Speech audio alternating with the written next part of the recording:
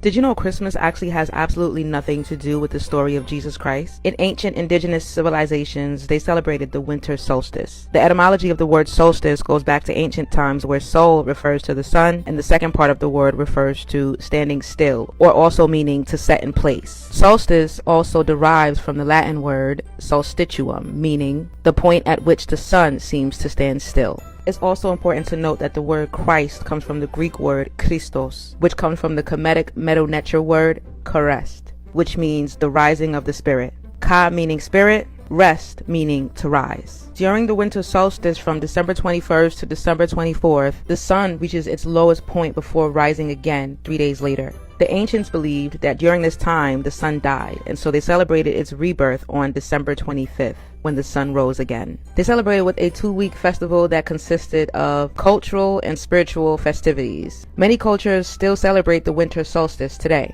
These celebrations go all the way back to 4000 BC in ancient Kemet. Our ancestors celebrated the sun because they lived off of the land. So observing the movements of the sun helped them to keep up with the seasons in regards to planting and harvesting crops, as well as preparing for drought. They were well aware that we couldn't live without the sun, and so when it rose again, they knew that that meant an abundance in crops. Our ancestors were the world's first astronomers, agriculturalists, astrologers, scientists, and spiritualists. Therefore, they knew that we were directly connected to the sun. They knew that if we aligned our minds, bodies, and souls with the cycles of the sun, we would thrive just as the crops did. During this time, our ancestors went into hibernation. They reflected, went into deep meditation, as well as performed many different spiritual rituals that helped them to get rid of negative behaviors and habits that no longer served them, in order to be reborn, just like the sun. The ancients considered this as the sun's birthday.